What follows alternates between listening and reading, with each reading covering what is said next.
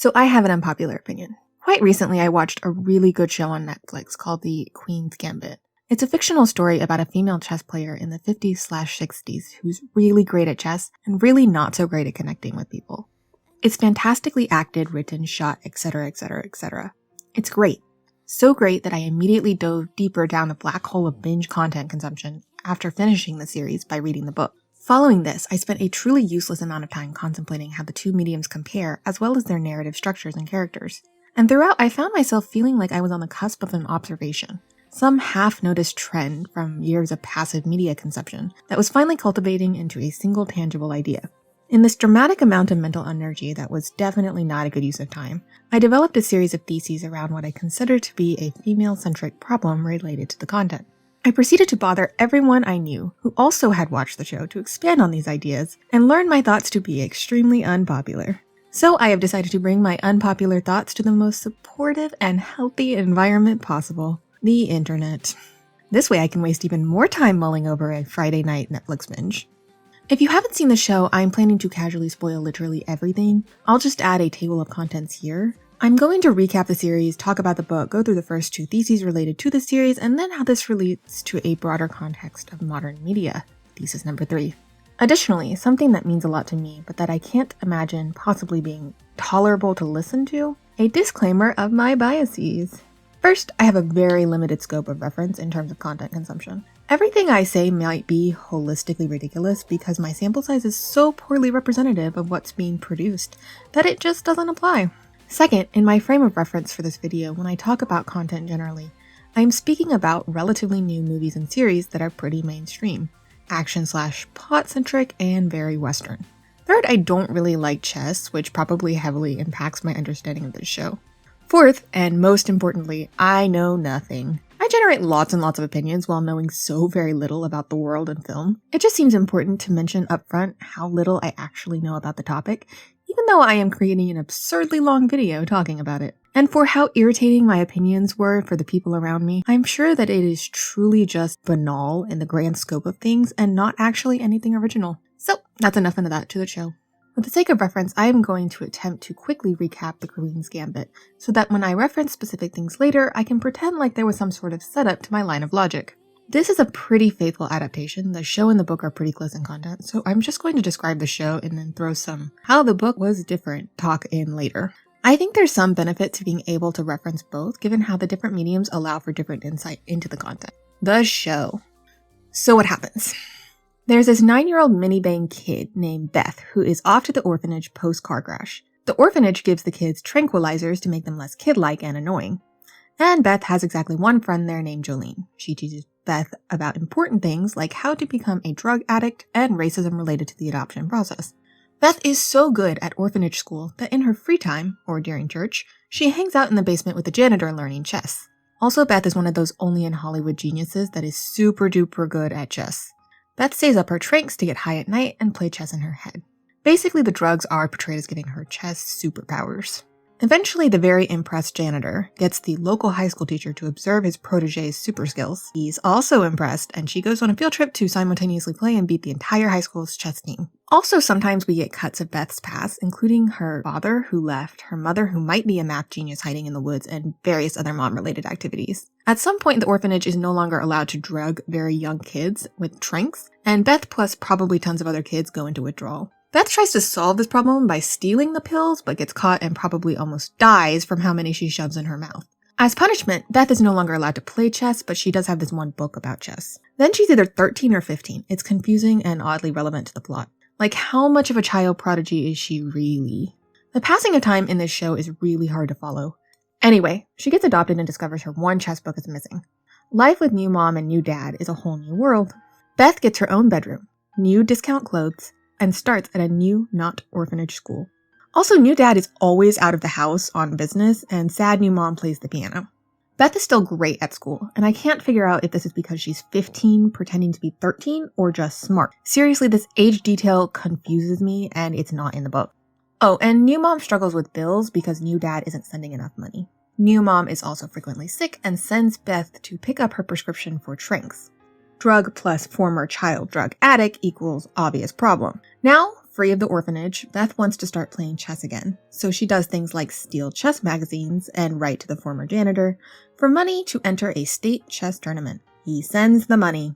Beth goes to the competition and learns about tournament things like ratings, chess clocks, recording moves, and casual sexism. Two guys managing registration keep trying to tell her that she is going to lose. She also meets this guy she thinks is super handsome named Towns, who tells her she's something. She meets another guy named Beltic, the current state champ, who I will get back to. And I would like to mention again that she is 13 or 15, who knows. She wins a bunch of games and shocks everyone because she's unranked, a child, and also a girl. She gets her period in the middle of a game with Towns, and I'm not going to speculate on the attempted deeper meaning there. Periods are not as profound or interesting as you think they are, Hollywood. At home, sad new piano mom reveals that new dad is gone to Denver and will not be coming back, and resolves to be a good mother who provides things like instructions for using sanitary products.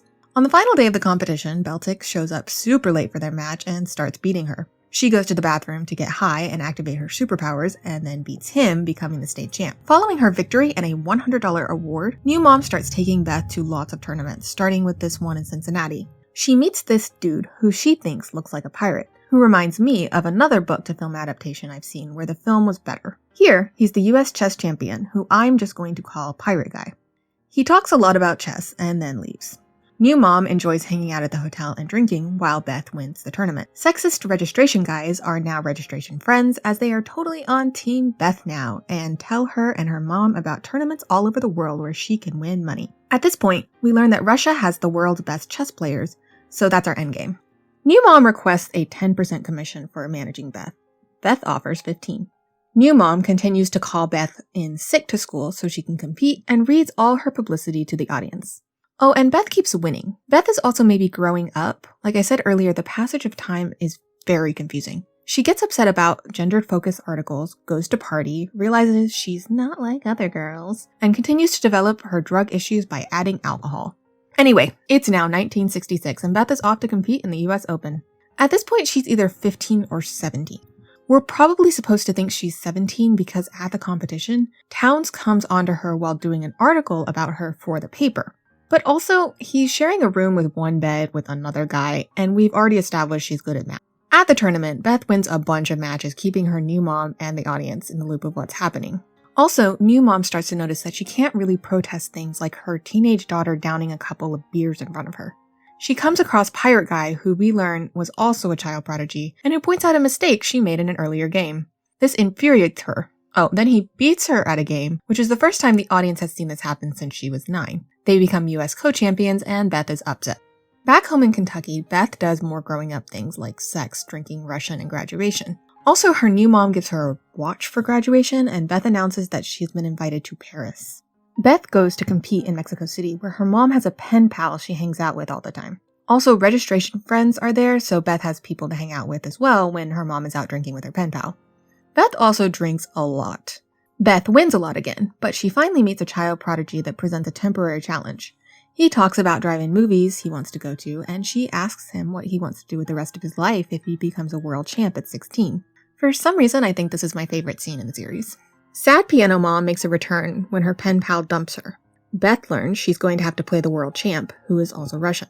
The audience knows she's going to lose, though, because, again, that's endgame material and the series is barely half over. During their game, new mom doesn't come, and Beth loses to the world champ. She goes back to the hotel room and learns that new mom has died of hepatitis. She gets in contact with Denver dad, who tells her where she can bury the body. He also tells her that she can have the house and that she should take care of the situation on her own.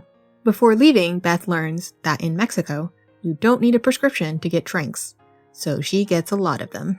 Sad Beth goes home and gets a call from Beltic, who offers to train her, because she's out there losing to Russians. He moves in and teaches her to study.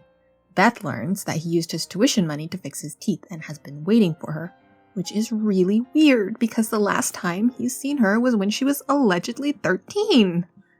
Anyway, they start sleeping together and he learns that she might have a drug problem, not in that order. She gets irritated at him for not being as good at chess as her, and he gets irritated with her inability to demonstrate emotion. There's this ongoing theme of Beltic hinting to Beth that she's going to go insane. In the end, Beltic leaves because he wants to get on with his non-chess life and has nothing left to teach her. Also, he realizes that he doesn't love chess as much as she does. Beth thanks him for teaching her and for being around after New Mom died. Beltic warns her to be careful because of the whole crazy thing again.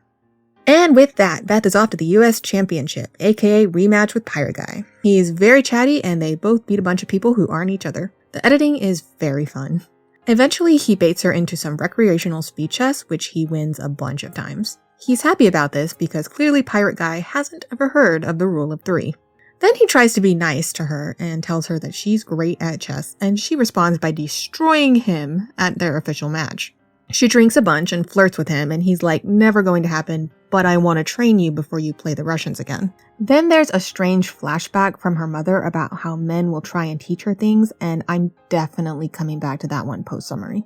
So Beth is off to New York after a very fun car ride where they do things like play chess, sing along to the radio, and practice Russian. At Pirate Chess Camp, there is no drinking, gross bathrooms, and very intense chess training from dawn to dusk. Also, he teaches her that Russians are great at chess because they work together as a team. Then she meets some of his friends, these 2 chess dudes, and a very troublesome model named Cleo. They all play speed chess, and Beth wins back her losses from Pirate Guy after beating them all. Then Pirate Guy calls backsies on his earlier rejection, and they sleep together. Off to Paris. She defeats a bunch of people, stays very sober, and has a passive-aggressive standoff with the world champ who beat her earlier. All is going well until that troublesome model shows up the night before her big match, gets Beth to drink, and they spend the night together. Also, we learn that Beth still has a thing for towns. Beth shows up to her match late and very hungover. She loses. She refuses to go back to the pirate because that sober life just isn't for her anymore, and she goes back to Kentucky. New Dad shows up and demands the house back. She buys it from him and finally cleans out all of dead New Mom's stuff. Then she gets super drunk and stays that way for a few months. She goes back to the Kentucky State Tournament, drunk, and Beltic shows up to express that he's maybe a little bit worried. So she bails on the match and drinks some more. Then Jolene shows up, that one friend she had at the orphanage. She finds out that Jolene had the chess book the whole time. They hang out, catch up, then attend the janitor's funeral. Beth goes back to the orphanage and learns that they have been keeping tabs on her. She finally breaks down and Jolene supports her. Also, there's a religious group that offers to pay for her ticket to Russia if she says a bunch of anti-Russia God stuff. She refuses, then doesn't have the money to go to Russia. She asks the pirate guy, but he's still pissy at her for ghosting him and doesn't want to go to Russia with her. Jolene proves to be the show's MVP and gives Beth the money after sobering her up. Off to Russia. Beth wins for a while, keeping lots of attention on the world champ. During one match that is so long they take a recess, she sees that Pirate Guy was right. The Russians were working together to come up with a way to beat her. She still wins though, and he says something super sweet about her being the best he's ever played. Then we learn her mother killed herself via car accident with Beth in the car, and current Beth starts to play the world champ. It's a very long game and they break like the previous. While leaving, Beth learns that Towns has come to support her via press pass. She is very happy to be less alone and they make up. He feels bad for leading her on and she feels bad for ghosting. Also, she tells him about how she gave up Tranks during this match. Then she passes out and he has to wake her up to remind her that she's in the middle of a final boss battle right now. Then she gets a call from the pirate, who has been solving her chess match for her while she slept, along with Beltic registration friends and the New York friends. It's her team. She shows up for the final fight. Their advice helps for a while, then the world champ starts improvising and she has to do this thing on her own. And despite being super duper sober, Beth summons her mental chess playing superpowers and the magic pieces show up right when she needs them. Superpowers tell her what to do and she defeats the now former world champ. Everybody is super happy and Beth walks around Russia until she finds some old people playing chess and joins them. Done. When I said briefly, apparently I was lying. The book! Like I mentioned earlier, the book is extremely similar to the series. The book is 14 chapters, every 2 chapters being adapted into a single episode. Also, just a note of my bias, I really didn't like the author's writing style. It's both very dry and cold, and I don't think it was done entirely to reflect the characters also being that way. Also, I think this is the only time in my entire life when I have stopped a book halfway through to check the gender of an author, because there was just no way it was a woman. I'll get back to this later, but this is a story about a woman in a male-dominated field, and I never felt like I was actually reading a book that captures the perspective of a woman. But aside from that, the larger differences between the book and the adaptation were the characters. I've noticed that in almost every adaptation I've seen, the characters get a lot more likable when they're in their film version. My guess is that this is the result of it being harder to root for unlikable characters when you're not in their heads, and these characters get some major personality glow-ups in this adaptation. Also, they become a lot more consistent in the Netflix adaptation. Despite how short and concise the novel is, the characters manage to have some confusingly inconsistent character traits, chapter to chapter. Even down to the physical descriptions, the author can't seem to decide if the pirate looks young for his age or old. The character who changes the most is definitely Jolene. It was incredibly jarring to see her go from this miniseries MVP to the girl who molests Beth in the first chapter of the book. Also, she doesn't just show up to help at the end of the book. Beth reaches out and asks for it. Beth has enough money to go to Russia on her own in the book, just not take the pirate guy with her, so that was another hero move invented for Jolene in the series. The birth mother and registration friends were almost entirely invented for the miniseries. They're barely present in the book. Cleo also doesn't show up to ruin lives in Paris in the book. Towns is also barely in the book. She just thinks about this handsome guy that she once knew throughout. She also realizes towards the end of the book that even though he's the best looking guy she's ever known, he's not the person she misses being around. I'm going to skip all of Beth's competitors because they barely get any descriptions. New Mom is less pleasant as well. In the miniseries description, I referred to her as New Mom because in the book, Beth refers to her only as Mrs. Wheatley. Beth seems rather standoffish to Mrs. Wheatley in the novel. Beth also thinks of Mrs. Wheatley as a compulsive and talented liar. In the novel, Mrs. Wheatley gets this whole meeting with the woman running the orphanage where she lies about their home life. Her relationship with Beth is just far more enduring and warm in the miniseries, even though it preserves the complicated elements. Beltic is also far less caring in the book, but that somehow makes him less of a creep as he didn't wait around for a 13-year-old girl he met in college to grow up. In the novel, you get the sense that he actually just wanted to train her and got pissy with her after she surpassed his skill and was rude to him. In the book, he is used less as a substance abuse foreshadowing presence and more as a tool for Beth to interpret her own loneliness. He also doesn't show up at any point in the novel following their breakup. So his returns throughout the miniseries were also a tool to make his character both more useful and more likable. The pirate guy was probably one of the only characters that showed up more in the book than in the TV series. Part of this was that even when he was not actively in the story, Beth was constantly referencing or thinking about him, which you can only know if you're in her head. They also have a slightly longer relationship in the book before she goes to Paris.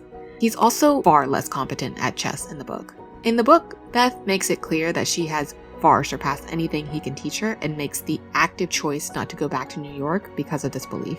He avoids actually playing chess with her in the book because he's incapable of winning anymore. This sort of follows a book theme of Beth getting rid of people as soon as they stop being useful, as opposed to the series where there's a stronger lean towards her struggling to connect in general. I'm going to talk about this a lot later. Finally, Beth herself is a lot more emotional in the series. I mentioned earlier that the author writes dry, and that affects Beth the most. She seems rather uncaring towards everybody in her life, and really does not have a feeling word vocabulary outside of angry and bored. Beth is also chronically lonely in the book, but lacks self-awareness to identify that emotion. She's given several moments in the series to make her seem nicer. For example, offering her mother an even bigger commission than she requested with 10%. In the book, Beth is just angry she has to share. Beth also loses a lot more in the book. She attends more tournaments in general, including 2 at the end. She ends up resigning to a college student at the Kentucky State Championship who she could not beat, which is her true wake-up cry that she needs help. Beth is also far more proactive and self-sufficient in the book. For example, she doesn't show up hungover in Paris, she just loses. She reaches out to Jolene for help, not the other way around when she hits rock bottom. She also asks the pirate guy to train her rather than waiting for an invitation. I think Netflix made all of these little changes to make her cooler and more sympathetic and overall nicer. In total, more likable. Also, Anna Taylor-Joy does some heroic work with this role in the screen adaptation. As I mentioned before, the author really seemed to struggle to consider how gender might affect several subtle parts of his main character's navigation through this heavily male-dominated field. Book Beth still has some outrage at general sexism she encounters, but that perspective seems lost in her daily life. I also got the sense that the author was far more comfortable describing his male characters. I had a far more vivid understanding of the pirate guy's demeanor and appearance than Beth herself, despite his limited presence in the book and the fact that the book is told entirely from her perspective. Also, as the book was from Beth's perspective and largely in her head, the screenwriters made some clever adaptations by giving her book quotes to other characters in the series. For example, New Mom gets some of her lines about alcohol, Beltic gets some lines about insanity, and the pirate guy gets some of her lines about media attention. The biggest change, though, wasn't to the characters, it was to the topic of addiction itself.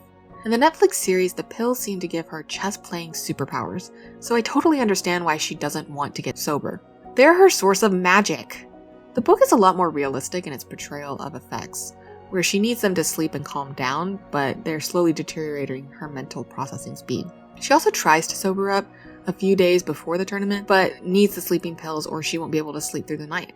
And because we understand her thoughts, we know that she's worried about playing various people throughout the book. Book Beth works hard for her sobriety because she knows that her addiction is destroying her talent. Netflix series Beth is worried that if she gives up her addiction, it will kill her talent, but has to learn that it was inside her the whole time. While the Netflix version is more entertaining to watch, I like the book plotline.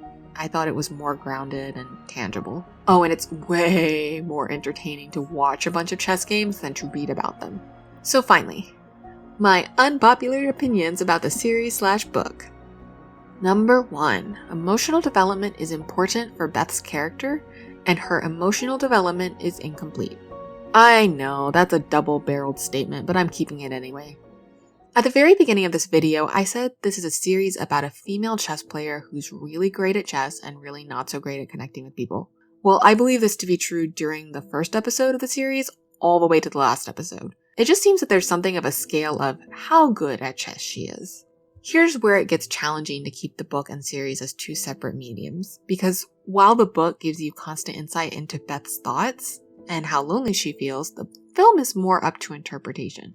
You see her struggling to say anything when people express that they care about her, but it's less clear to me that she actually does care about people without being in her head. So I'm just going to sort of guess that Netflix Beth has Book Beth's thoughts. She does kind of want people in her life and is feeling as lonely as her book counterpart. I think it's also probably telling that the only times Netflix Beth can stay sober is when she has meaningful relationships in her life.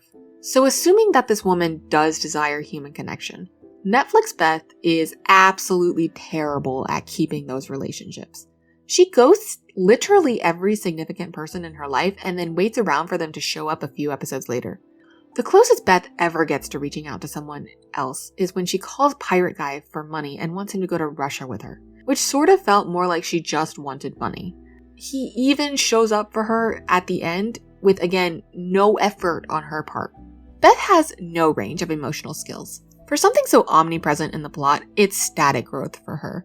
This is true to the book. Book Beth is far more explicit about her need for companionship, even though she doesn't know how to get it. One detail I appreciated in the series was that you never see Beth being romantic or intimate with her partners. The scenes just suddenly cut to her hanging out in bed with them. This is exactly how it's written as well. Beth goes directly from wanting to have sex to saying it's over one sentence later. She also describes his experience in a very not woman way, but I've already complained about that enough. Her lack of intimacy is really felt in these stylistic choices. Even as she's sitting in bed enjoying that for a moment, she's not alone. But this pattern over the course of the novel doesn't change. Beth never adds the word lonely to her vocabulary. She feels, but she can't identify. She never learns how to truly build relationships. At least in the novel, though, she initiated her own sobriety by contacting Jolene. It wasn't truly cultivating a meaningful, lasting relationship, but it was creating something of a connection. By making the change in the Netflix series to have Jolene show up on her own, it took away Beth's agency and crippled her growth. Beth does have moments when other people explain relationships to her in the miniseries to make up for this, and she admits fault on her part. But she doesn't demonstrate any initiative in actually building relationships or expressing out loud that she wants to be close to other people. Also, while I'm on the topic, I'm not entirely convinced by the end of the book or series that Beth is going to stay sober. This speaks again to how emotional development should be important for Beth. In both the Netflix series and book, her relationships are heavily intertwined with her experiences of substance abuse. She's great at being sober when engaging in meaningful relationships. In the book, Beth is also pretty good at sobering up right before she has to play. However, after a big and final match, when she's won, there's a lot less incentive for her to stay sober. In the Netflix series, one of her triggers is losing or even the thought of losing. She won the final game, but how will she cope with losses in the future? What about when she has to face that prodigy kid again when he's older? Will she drop off then as well? In her own words, you're the world champion. Now what? In the book, Beth seems to at least understand that substance abuse threatens her ability to play, so she has a true incentive to quit. In the series, it's a lot less clear to me. Beth mostly just sobers up when other people show up in her life and force her to. Towards the end, she chooses not to take the pills after facing some of her past trauma, even before Town shows up. Though to me, it still feels like a weak resolution. She's on a winning streak. It's when she's best at avoiding substances. In the book, you get the sense that the author just did not pay as much attention to building or resolving this plotline. The focus was almost entirely on Jess. But this seems like a weird justification in the adaptation, given how much they added. The history with her mother and constant references to going insane were a screen-only adaptation, so it seems more important to resolve these plotlines.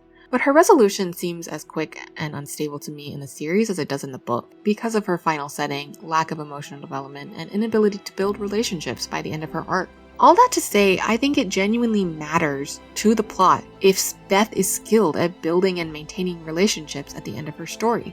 But I also don't think she demonstrated that she learned the skill by the end of the miniseries. This leads me to unpopular opinion number 2. Beth's incomplete emotional development is a result of her narratively needing to be a powerful woman. If I had to categorize this series, I would classify it as straight power fantasy. As far as I'm concerned, Beth's chess powers are as unrealistic as a flying man of iron or a school of wizard children. This girl went from being brand new to competitions to world champion in 7 years, which to be fair is longer than most of these types of films, but best in the world is much higher than most of these films/shows tend to reach. Also, Beth's particularly tragic backstory makes this implausible story even less realistic. Child prodigies do exist, but they have to nurture their talents constantly or lose their edge. And Beth had maybe a few months of formal training in her entire lifetime. Most was self-taught and pure talent. Also, Beth is never really an underdog. The audience knows early on how competent she is, and for the most part, in the Netflix series, she's winning everything she does. The few setbacks that she does have are purely there so she can immediately turn around and deal back twice the damage. And just to solidify her superpowered status, the show frequently mentions how intuitive playing is for her. She just naturally is way better than everyone else. So straight power fantasy in my opinion. And in a power fantasy, the most important quality of your main character is that they stay powerful. Someone you're rooting for because it's just fun to watch them beat everyone else.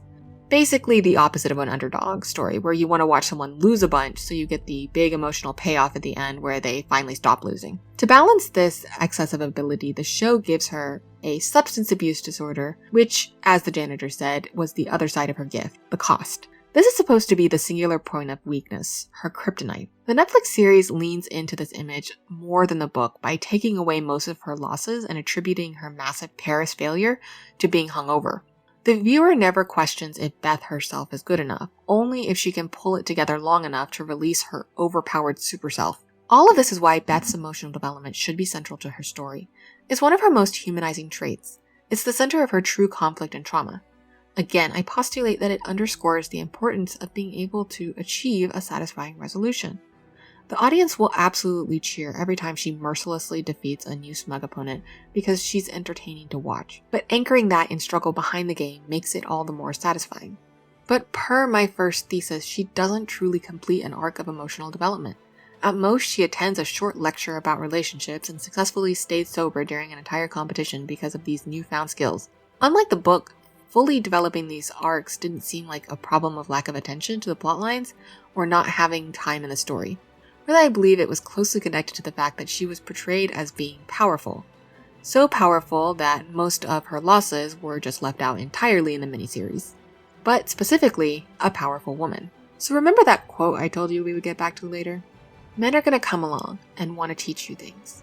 Doesn't make them any smarter. In most ways, they're not, but makes them feel bigger. They can show you how things are done. You just let them blow by, and you go ahead and do whatever the hell you feel like. It takes a strong woman to stay by herself in a world where people will settle for anything just to say they have something.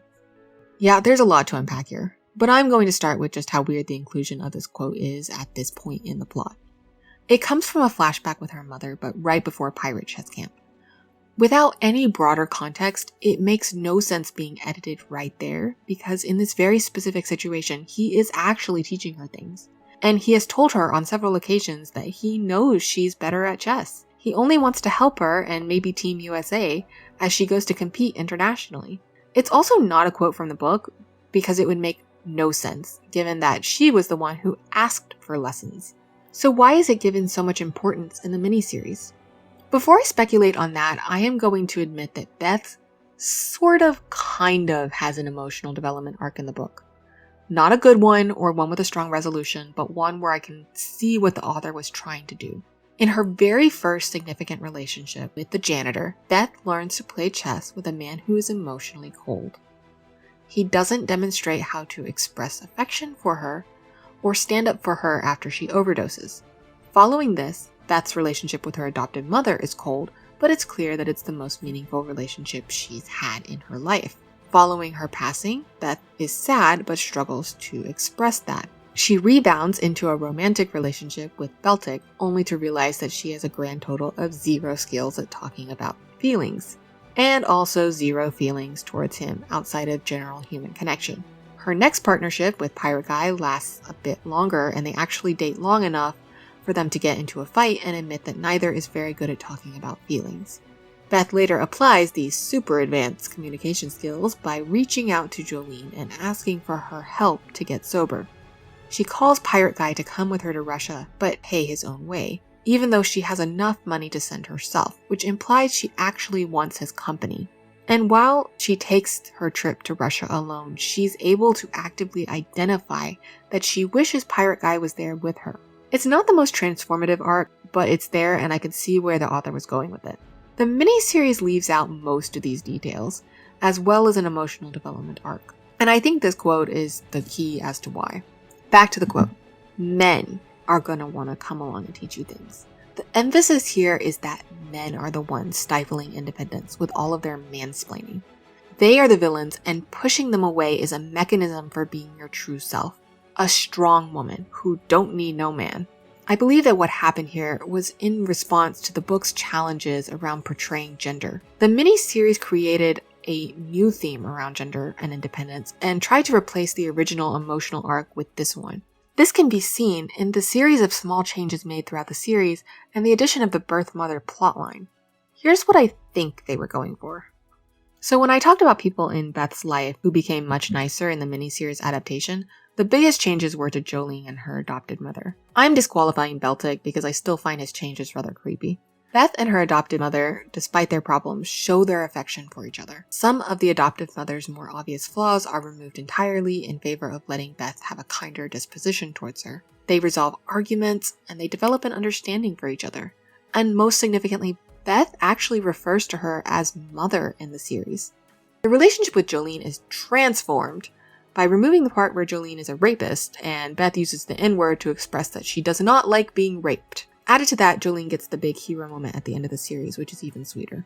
Overall, Beth's relationships with all the women in the series are improved, or just added to during the miniseries adaptation. The ongoing memories about her birth mother didn't exist in the book, as Beth couldn't actually remember anything, and Jolene advised her to forget everything that she could.